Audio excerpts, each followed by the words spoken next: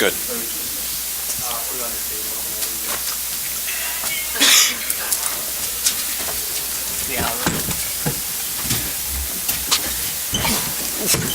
Careful.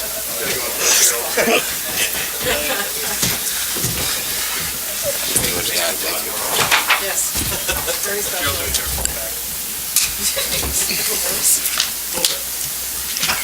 Thanks, Mass, and I can't.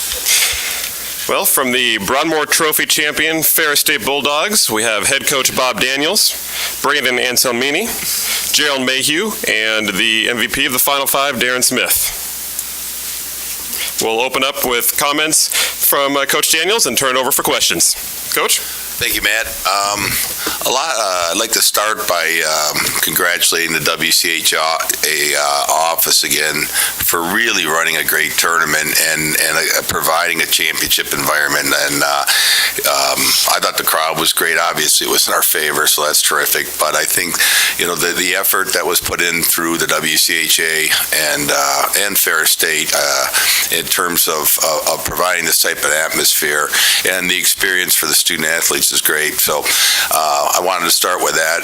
The other thing, just in regards to the game, it's a bit of a blur, to be honest with you, right now.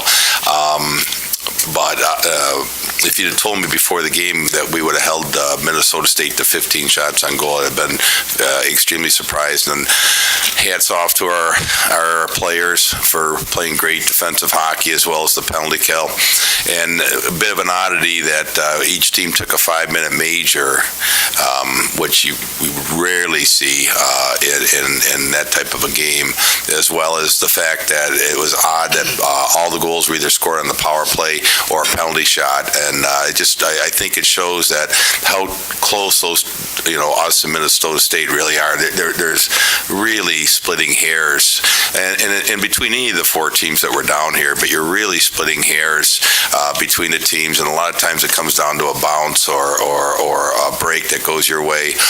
And I just want to congratulate Minnesota State too on a great year and McNaughton Cup for them. And it feels special that when you beat programs like a Michigan Tech and a Minnesota State, it means a lot, and we'll certainly cherish this one. We'll open up to questions.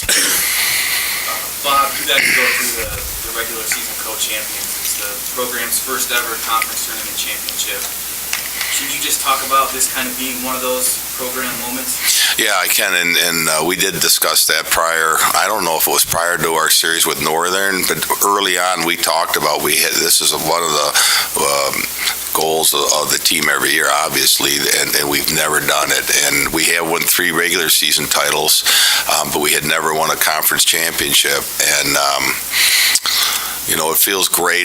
And I think yesterday somebody had mentioned something about the NCAA tournament, but realistically, our eyes were never on that. I mean, we knew we had to win this to get in, but for us, and I'm sure our focus will change come Monday. There's no question about that. But our goal the whole time was straight on to win the Broadmoor and to win this conference title in the WCHA.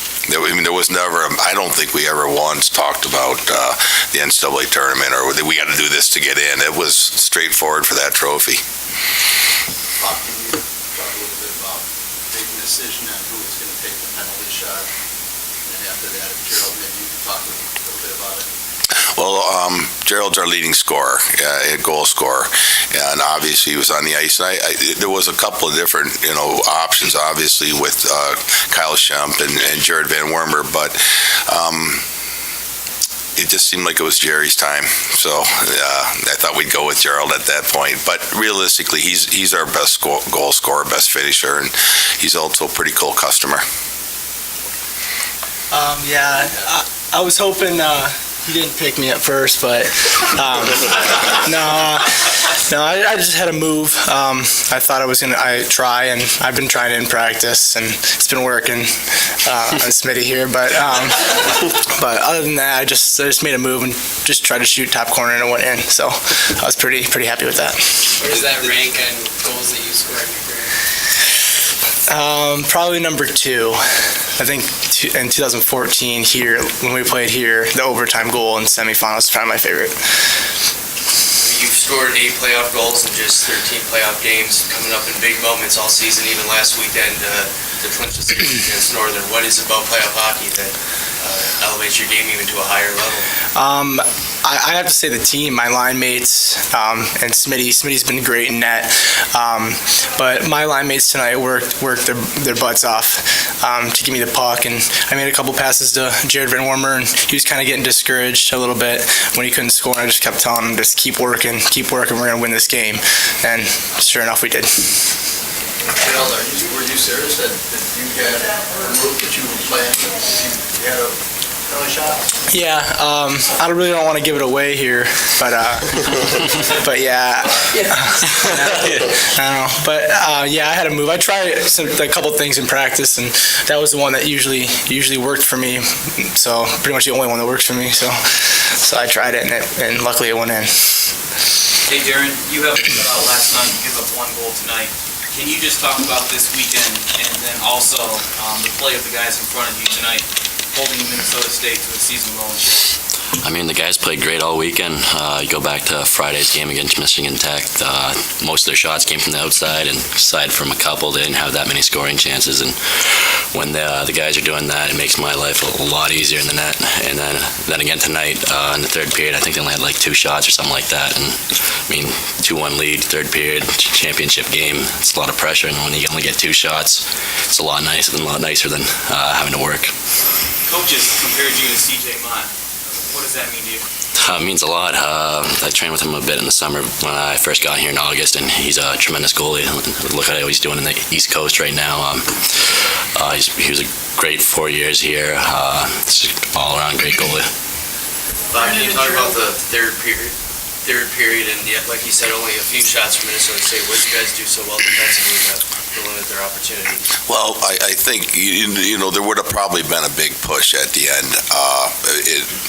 It was fortuitous on our part, or for us, that there was the 5-minute major. And I felt, though, it was odd, though, I felt as though we were trying to kill off that power play. I was like, I don't care if you score, but God, don't give them a shorthander. But it didn't, it wasn't registering during the course that we had held them to 2. I really do want to commend, though, we have 4 senior defensemen, and last weekend, Zach Doerr wasn't able to play in that series. Matter of fact, we were hoping to get him in last weekend. We felt we needed him, and he just flat out came in and told me, he said, I think I'll be more of a detriment. He's a tough kid, and he said, I think I'd be more of a detriment to the team. As much as I want to play, I don't think I can do it and do justice. And I thought that was huge for him to actually.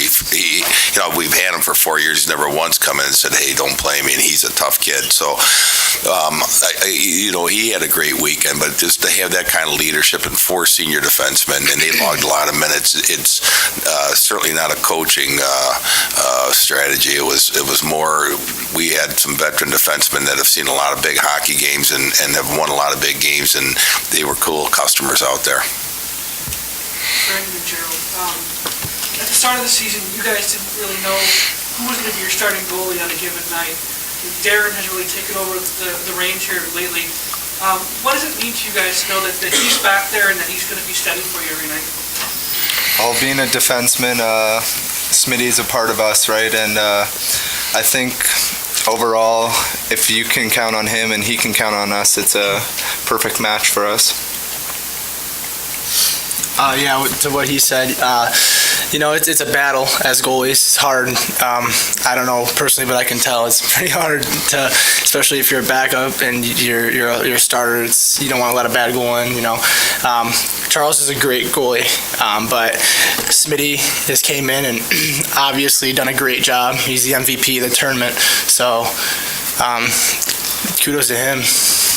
One thing. Were you a little surprised that you got MVP after they announced that Cole Huggins was on the alternative? No, I didn't know there was another award, so I was just happy we won. Hey Bob, you've been doing this for a lot of years at Ferris. I'm sure each year you look at your team, you see the potential in it. What did you see this year? And what made this year click to do it to win the conference? Well, and I think these guys, unless they're going to pull a trick on me, but I think they would tell you this is the truth. I said, and I don't know if it was going into last weekend, or I think it was going into last weekend, that I just had a really good feeling. I told them I had a good feeling about going into the playoffs, and I had mentioned that we had never won it, and I just felt like this was the group that could do it. I thought there was very little that differentiated a lot of teams in our conference, very little, and it was just a matter of, what team, was on at the right time. And one of the things that was kind of beneficial to us was the chase for the McNaughton Cup between Bowling Green, Tech, and Minnesota State, and we were in that position 2 years ago. And let me tell you, the second half of the year, when you want to win that trophy, in that second half, you're going to the motion a lot more than maybe you would. Your foot's on that gas pedal. Guys are playing hurt. Then when you finally win it, you get through the series. It does. I mean, you'd have to ask Coach Hastings and Mel and Burge, but I think it does take a little out of a team. You can only get up so many times. It's different if you clear cut have a team that's just a juggernaut and you can win games easily. But it's not that way in college hockey. It's not that way right now. So I just had a good feeling about this team, and I knew we were playing good hockey. The only 3 games where we really stubbed our toe was at Michigan, and then we lost 2 at Bowling Green, and all those games were close, and I felt we played well. The last game where I felt we played poorly was against Harvard at the Mariucci tournament, and it was just actually the first period right off a break, and I don't know what happened there, but from that point on, even though we didn't win all the games, boy, we played well, and it was very few times I'd say, geez, we lost because we didn't show up tonight. That wasn't the case. So I did feel good about our guys. I felt good about our leadership, and we always talk about it has to do with the process than it does actually. Like, don't get too invested in results because if you go off of results all the time, you can play a heck of a game, run into a hot goaltender and still lose, and vice versa. You could play awful and have a great goaltender and win. So we try not to get too invested in the fact that we always showed up and played hard. I thought we had a good shot at this. I did, and they had to make it work. But I felt, as of 2 weeks ago, we had a really good chance. 1 or 2 more? Brandon, how many times was Jerry time referenced after the game? Too many, but no, Jerry's a great player. Me and him have lived together the last 2 years, and when we say Jerry time, we try and get in his head a little bit, but I guess if he's getting the job done, then I guess he can have that ego. Like a wombat. All right, guys, congratulations. Thank you very much. Thank you.